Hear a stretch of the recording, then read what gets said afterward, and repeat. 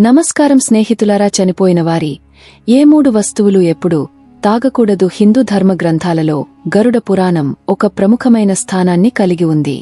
ఇది 18 మహాపురాణాలలో ఒకటి మరియు ఇందులో జీవితం, మరణం, మోక్షం, కర్మ సిద్ధాంతం వంటి అనేక రహస్యాలు వివరించబడ్డాయి. ఈ పురాణం భగవాన్ శ్రీ మహావిష్ణువు గరుడునికి ఉపదేశించిన రూపంలో ఉంది. గరుడు విష్ణువు వాహనం. తన సంశయాలను తీర్చుకోవడానికి భగవంతుని వద్దకు వచ్చి అడిగిన ప్రశ్నలకు సమాధానంగా ఈ పురాణం రూపొందింది. ముఖ్యంగా మరణానంతరం ఆత్మ ప్రయాణం, పాప పుణ్యాల ఫలితాలు మరియు జీవితంలో పాటించాల్సిన నియమాలు ఇందులో వివరణాత్మకంగా కల్లార్చకండి. చివరి వరకు చూడండి. మీకు నచ్చితే లైక్ చేయండి, షేర్ చేయండి మరియు సబ్స్క్రైబ్ చేయండి.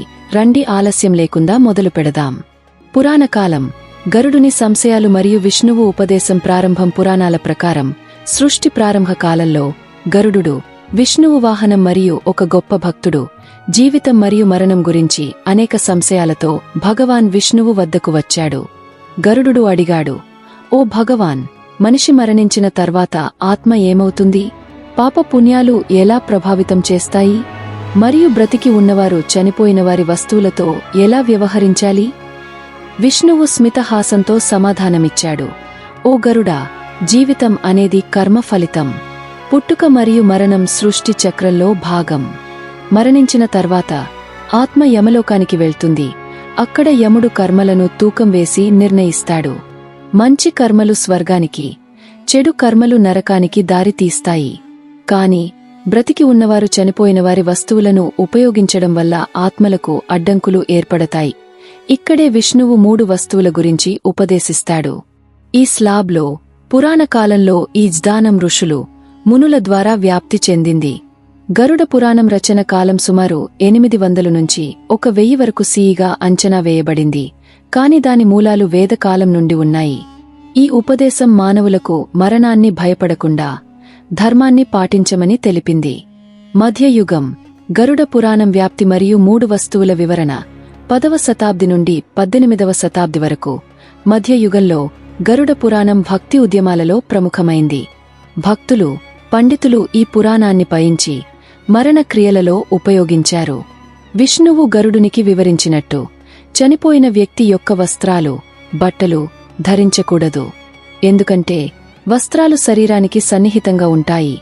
అందులో ఆత్మ యొక్క శక్తి మరియు కర్మలు అంటుకుంటాయి. ఇవి ధరించడం వల్ల బ్రతికి ఉన్నవారికి ఆ కర్మల భారం పడుతుంది మరియు చనిపోయిన ఆత్మ మోక్షం పొందలేదు. రెండో వస్తువు పాదరక్షలు, చెప్పులు. పాదరక్షలు భూమిని తాకుతాయి. అందులో మట్టి, నెగటివ్ ఎనర్జీలు సేకరిస్తాయి. చనిపోయినవారి చెప్పులు ధరించడం వల్ల ఆ ఎనర్జీలు బ్రతికి ఉన్నవారిని ప్రభావితం చేసి ఆరోగ్య సమస్యలు, ఆర్థిక నష్టాలు తెప్పిస్తాయి.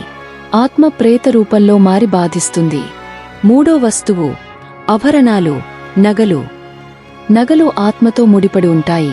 ఇవి ధరించడం వల్ల ఆత్మ అటాచ్మెంట్ కారణంగా ఇంట్లో అశాంతి ఏర్పడుతుంది. కాని నగలను కరిగించి కొత్తవి చేస్తే ఉపయోగించవచ్చు. ఈ స్లాబ్లో మధ్యయుగంలో రాజులు, పండితులు ఈ నియమాలను పాటించి సమాజానికి ఉపదేశించారు. ఉదాహరణకు భక్తి కవులు ఈ కథలను పాటలుగా రచించారు. ఈ వివరణలు మానవులకు ఆత్మశాంతి మరియు మోక్షం గురించి ఆలోచింపజేశాయి. ఆధునిక కాలం. ఈ నియమాలు అమలు మరియు నీతి. ఆధునిక కాలంలో గరుడ పురాణం ఇంకా ప్రసిద్ధి. సైన్స్ మరియు ఆధ్యాత్మికత మధ్య సమన్వయముంది. నెగటివ్ ఎనర్జీలు ఆరా ఫీల్డ్గా వివరించబడుతున్నాయి. విష్ణువు మాటలు ఇప్పుడు యూట్యూబ్, బ్లాగులలో చర్చనీయాంశంగా ఉన్నాయి. ఉదాహరణకు చనిపోయినవారి బట్టలను దానం చేయడం వల్ల మోక్షం లభిస్తుందని నమ్ముతారు. చెప్పులు ఉపయోగించకూడదు ఎందుకంటే అవి బయోఎనర్జీలను కలిగి ఉంటాయి. నగల విషయంలో కరిగించి మార్చడం సలహా. ఈ నియమాలు పాటించకపోతే ఇంట్లో అశాంతి, ఆరోగ్య సమస్యలు వస్తాయని పండితులు చెప్తున్నారు. ఈ కథ మనకు బోధిస్తుంది, జీవితంలో ధర్మం పాటించాలి, అటాచ్మెంట్ తగ్గించాలి. మరణం అనేది ముగింపు కాదు, కొత్త ప్రారంభం. ముగింపు మరియు నీతి. ఈ 3 వస్తువులు ధరించకూడదు అనే విష్ణువు మాటలు మనకు కర్మ సిద్ధాంతాన్ని గుర్తుచేస్తాయి. గరుడ పురాణం మన జీవితాన్ని మార్చగలదు. మీకు నచ్చినట్లయితే లైక్ చేయండి, షేర్ చేయండి. మరిన్ని వీడియోస్ కోసం మా ఛానల్ని సబ్స్క్రైబ్ చేసుకోండి. మీ అందరికీ ధన్యవాదాలు.